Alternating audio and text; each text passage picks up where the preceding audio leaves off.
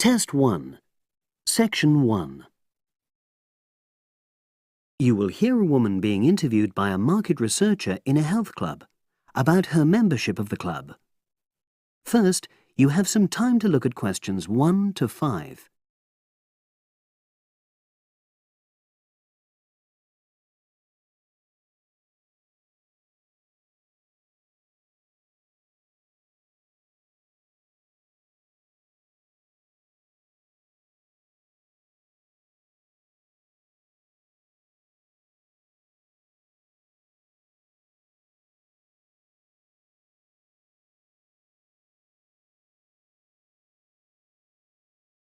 You will see that there is an example which has been done for you. On this occasion only, the conversation relating to this will be played first. Oh, excuse me. I wonder if you'd have the time to take part in some market research. What's it about? About this club and your experiences and opinions about being a member. It'll take less than 5 minutes. Oh, OK then, as long as it's quick. Can I start by taking your name? It's Selina Thompson. Is that Thompson? Yes. Okay, great. Thanks. The woman's name is Thompson, with a P. So Thompson has been written in the space. Now we shall begin. You should answer the questions as you listen, because you will not hear the recording a second time. Listen carefully and answer questions 1 to 5. Oh, excuse me. I wonder if you'd have the time to take part in some market research. What's it about? About this club and your experiences and opinions about being a member. It'll take less than 5 minutes. Oh, OK then, as long as it's quick. Can I start by taking your name? It's Selina Thompson. Is that Thompson? Yes. Okay, great. Thanks. And what do you do for a living? Well, I'm an accountant, but I'm between jobs at the moment. I understand. But that's the job I'll put down on the form. And would you mind my asking which age group you fall into? Below 30, 31 to 50, and above? Over 50, I think we can safely say. Great, thanks. And which type of membership do you have? Sorry, I'm not sure what you mean. Do you mean how long? No, is it a single-person membership? Oh, right, no, it's a family membership. Thanks. And how long have you been a member? Ooh, let me see. I was certainly here 5 years ago, and it was probably 2 to 3 years more than that. Shall I put down 8? Oh, I remember now. It's 9, definitely. Sorry. No problem. I've got that.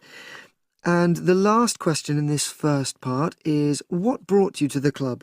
Sorry? How did you find out about the club? Did you see any ads? Well, I did actually.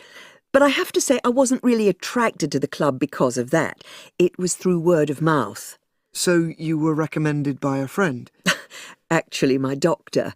I'd been suffering from high blood pressure, and he said the club was very supportive of people with that condition, so I signed up. Great, thanks. Before you hear the rest of the conversation, you have some time to look at questions 6 to 10.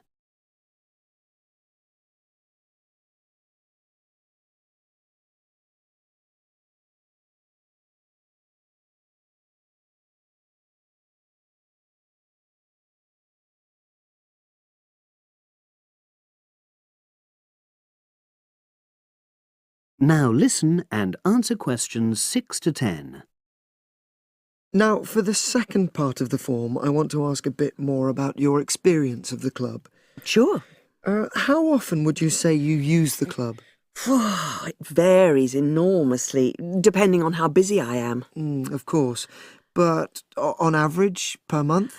I'd say it averages out at twice a week. OK, so 8 on average. Yeah, and 4 of those are aqua aerobics classes. That leads me to the next question. Would you say the swimming pool is the facility you make most use of? Fair to say that, yep. Right, thanks. And are there any facilities you don't use? One area I realise I've never used is the tennis courts. And there's one simple reason for that. You don't play tennis? Actually, I'm not bad at it. Oh. It's that I'm not happy having to pay extra for that privilege. Oh, right. I've made a note of that. Thanks. Now, in the last section, are there any suggestions or recommendations you have for improvements to the club? Only about health and fitness? Anything at all? Well, I'd like to see more social events. Oh. It isn't just a question of getting together for games or classes, but other things, you know. Yes, sure. And another thing that I was thinking, when I had my yoga class in the gym last night, we were all sweltering in the heat, was that I think they should put in, well, you know... Air conditioning. That's exactly what I mean. The rooms are really light and well designed, but they do need proper installations. Sure. Well, I've made a note of that. Good. So, is there anything else you'd like to suggest? About quality of service, for example? Oh, everyone's very nice here. They couldn't be more friendly and helpful.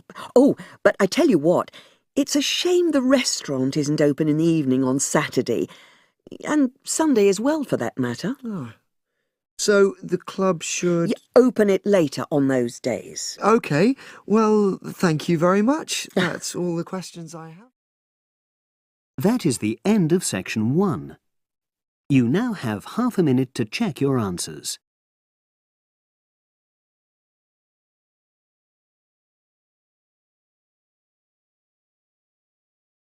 To Section 2. Section 2. You will hear a representative from Easy Travel Travel Agency explaining to some customers the benefits of her company. First, you have some time to look at questions 11 to 15. Now listen carefully and answer questions 11 to 15. Hello everyone. Now you're here because you're interested in travel, right? And you're in the right place. For at Easy Travel we have the best deals for the best locations. We specialise in eco-travel, or holidays designed to get you amongst nature, ignoring the hustle and bustle of big cities. So whether you want to hike in Nepal, as many people do, or follow some jungle paths in the rainforests of Queensland, we can give you the best deal. If you look at our office here, you'll see our overseas consultants. That's for trips overseas, obviously, to Europe, to North America, but primarily for the Asian market, which is generally more popular in this part of the world. Most people like that touch of the Orient, right? But they also like the domestic market, since this country offers its fair share of beautiful natural vistas. What about the deserts, anyone? What about some striking red rock gorges? Then talk to our domestic consultants, who can arrange anything you want. But they deal with the accounts in the morning, so you'll need to talk to them in the afternoon. And remember, our office doesn't open at night, sorry to say. Now, around the outskirts and outer regions of this city, there are many beautiful places that you might not be aware of, and the advantages of these regional locations are many. Mostly by being closer, some of them can be done in a day tour. Yes, it's fast and convenient with none of those long-haul bus trips which often leave you cramped and uncomfortable and stuffing heavy suitcases into luggage racks. But I should tell you about our buses, those that are needed for the somewhat more distant holiday destinations. They definitely do not suffer from those problems I just mentioned. We use the services of the famous Sleek Line Company, whose buses are known as the very best. Yes, they are big, yes, they are comfortable, but what makes them especially different is the personal attendant who accompanies the driver, ready and willing to serve you and ensure that your trip is the very best. So whether it's overseas or local, we can certainly give you what you want. Now, do you have any questions? Before you hear the rest of the talk, you have some time to look at questions 16 to 20. Now listen and answer questions 16 to 20. Right, let me orient you to our main Easy Travel office here. On this table right beside us are travel magazines for you to browse through, and on the wall next to that are many more for all parts of the world. Our 4 travel consultants sit over there on the other side of that long counter. That's right, 4 of them, side by side, all serving various regions. Now, let me tell you their specific functions. Firstly, the consultant on the left, next to the plant, is the local tours consultant, serving tours in the immediate vicinity of this city. Next to her is what we call regional tours, targeting the statewide options. Next to her is the interstate tours, and that can involve either buses or planes. In the former case, utilising the Sleek Line bus service, as you know. And finally, next to her in the corner is General Inquiries, which is self-explanatory. If you have questions of a general nature, rather than one relating to specific destinations, you can go there. Now, as I said, we can do international tours, and for that you need our big office, just through that door, the one between those 2 plants. However, if your international tour is in the Asian region, which is generally our most popular option, then we deal with that in a separate room, the one opposite international tours, but not the corner one. Just go through that door on the left, the one next to that cupboard. The door next to that is, in fact, our general office, so please don't go through there. That's reserved for staff members only. That is the end of section 2. You now have half a minute to check your answers. Now turn to section 3.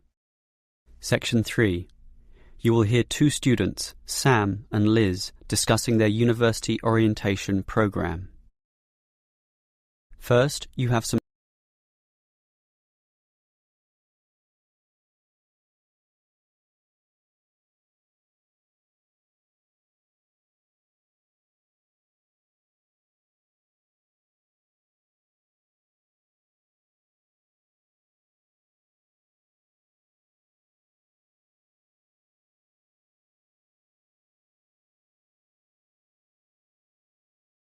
Now turn to section 3 of your listening question booklet.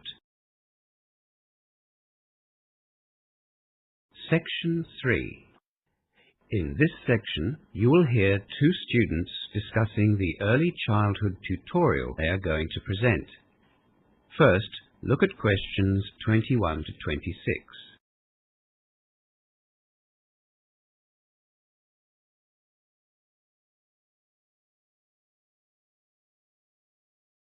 Now listen to the first part of the discussion and answer questions 21 to 26.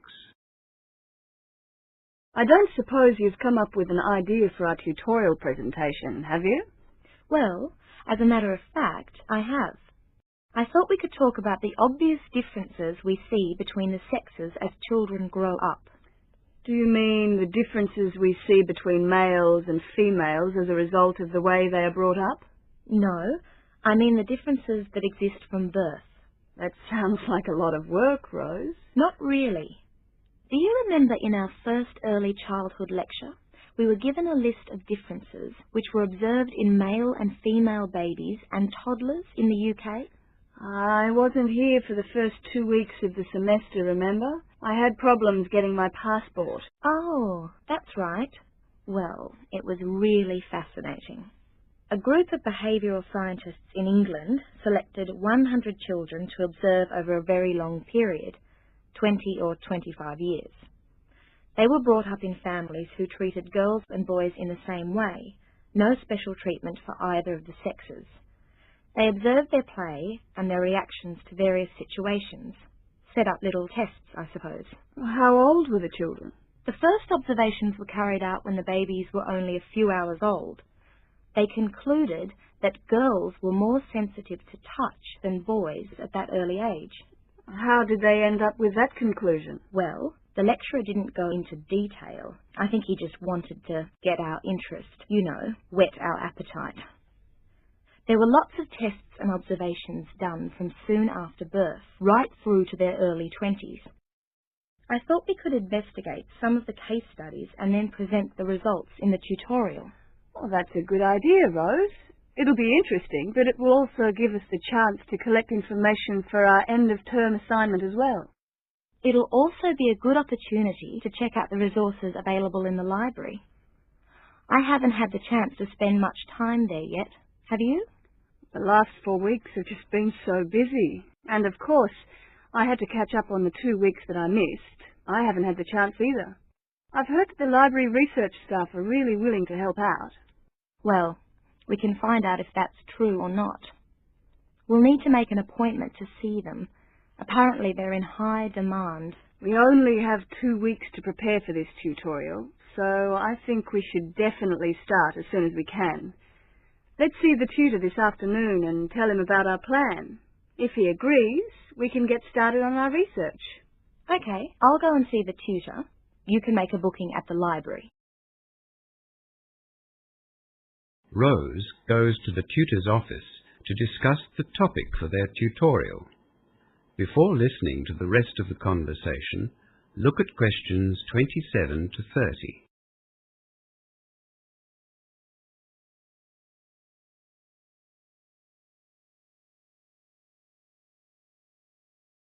Would it be possible to see Jim Clark, one of the early childhood tutors?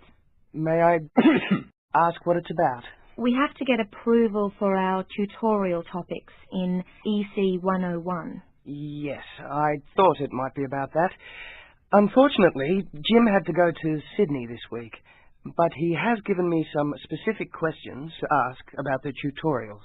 Oh, we were hoping to get started on our research. We've only got 2 weeks. Don't worry.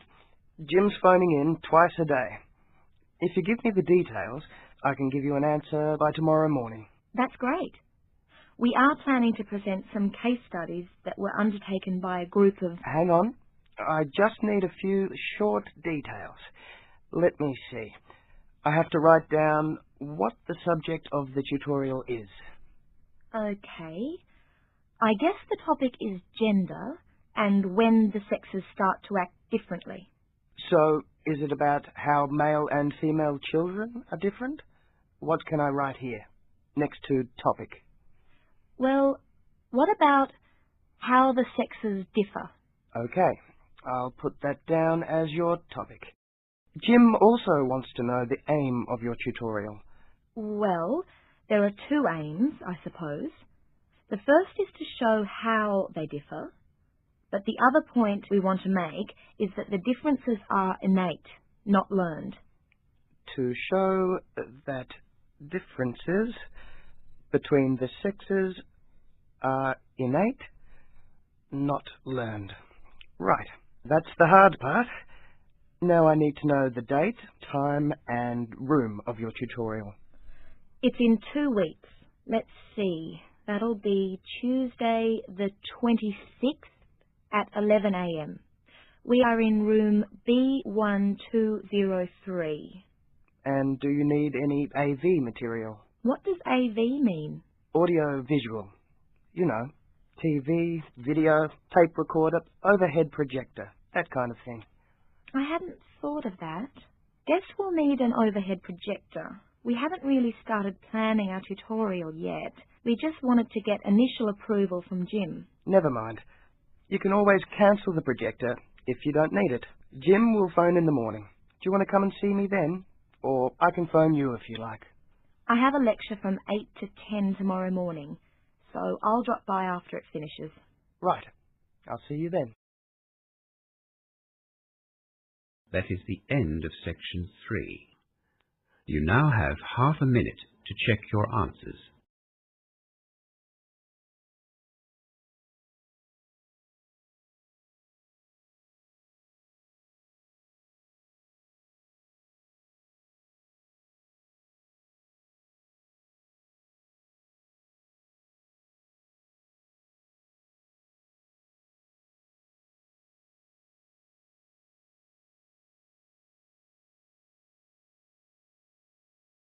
Now turn to Section 4.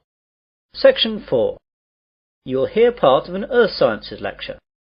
First you have some time to look at questions 31 to 40.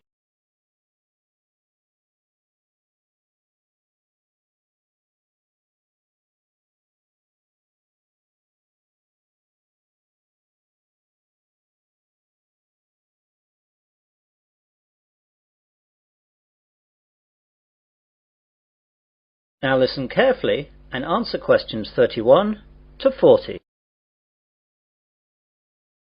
Good afternoon and welcome to this Earth Sciences lecture. Today we're going to look at tidal waves, or more correctly, tsunami. Deep below the ocean's surface, tectonic plates collide, and every once in a while these forces produce an earthquake. The energy of such submarine earthquakes can produce tidal waves which radiate out in all directions from the epicenter of the quake, moving at speeds of up to 500 miles per hour. When these waves reach shore, they can cause enormous destruction and loss of life. Tidal waves are actually misnamed. They are not caused by tides. A more accurate word for them is the Japanese name tsunami, which means harbour wave. They are also sometimes called seismic sea waves, since they can be caused by seismic disturbances such as submarine quakes. However, that name is not really accurate either, since tsunami can also be caused by landslides, volcanic eruptions, nuclear explosions, and even impacts of objects from outer space, such as meteorites, asteroids, and comets. Earthquakes, though, are the largest cause of tsunami. Tectonic plates cover the world's surface, and their movement can be detected anywhere in the world. Some areas of the world are more prone to greater movement, and it is in these places that the largest waves can occur. Large vertical movements of the Earth's crust occur at plate boundaries, which are known as faults. The Pacific Ocean's denser oceanic plates are often known to slip under continental plates in a process known as subduction. And subduction earthquakes are the most effective in generating tsunamis. A tsunami can be generated by any disturbance that displaces a large water mass from its equilibrium position. In the case of earthquake-generated tsunamis, the water column is disturbed by the uplift or subsidence of the sea floor. Submarine landslides, which often accompany large earthquakes, as well as collapses of volcanic edifices, can also disturb the overlying water column as sediment and rock slump down, and are redistributed across the sea floor. Violent submarine volcanic eruptions can create an impulsive force that uplifts the water column and generates a tsunami. Conversely, supermarine landslides and cosmic body impacts disturb the water from above as momentum from falling debris is transferred to the water into which the debris falls. Generally speaking, tsunamis generated from these mechanisms, unlike the devastating Pacific-wide tsunamis caused by earthquakes, dissipate quickly and rarely affect coastlines distant from the source area. Tsunamis are very hard to detect, since they cannot be seen when they are in the deep ocean. The distance between two wave crests can be 500 kilometers, and because of this, the wave height is only a few feet. Because the rate at which a wave loses its energy is inversely related to its wavelength. Tsunamis not only propagate at high speeds, they can also travel great transoceanic distances with limited energy losses. As the tsunami reaches shallow water, however, its speed decreases, but the energy it contains remains about the same. Instead of travelling fast, the wave rises high. The National Oceanic and Atmospheric Administration has set up a seismic detection system to monitor earthquakes and predict the possible arrival of tidal waves for Pacific countries. Buoys at sea can also detect water pressure changes that can indicate tsunamis moving through the ocean. But when tsunamis originate near the shore, there is often little chance to warn people. Let's look at some examples of tsunami and their causes and effects. Some can be relatively harmless. In 1992, an offshore landslide caused a tidal wave of only about 3 feet high that struck at low tide, so Humboldt County, where it hit, got off easy with no casualties. On January 13th in 1992, a Pacific Ocean earthquake off the coast of San Salvador, registering 7.6 on the Richter scale, did not cause any ocean disturbance at all. However, a recent tidal wave which struck Papua New Guinea on July 17, 1998, was 23 feet high and killed at least 1,200 people. This wave was caused by a magnitude 7.1 submarine earthquake. On July 17, 1998, a Papua New Guinea tsunami killed roughly 3,000 people. A huge underwater volcanic eruption 15 miles offshore was followed within 10 minutes by a wave some 40 feet tall. The villages of Arop and Warapu were destroyed. One of the worst tsunami disasters engulfed whole villages along Sanriku, Japan, in 1896. An underwater earthquake induced a wave of 35 feet, drowning some 26,000 people. Finally, about 8,000 years ago, a massive undersea landslide off the coast of Norway sent a 30-foot wall of water barreling into the uninhabited north coast of Europe. If this were to recur today, as scientists say it could, almost anywhere in the world, it would cost billions, if not tens of billions of dollars, to repair the damage to coastal cities and kill tens of thousands of people. That is the end of section 4. You will now have half a minute to check your answers.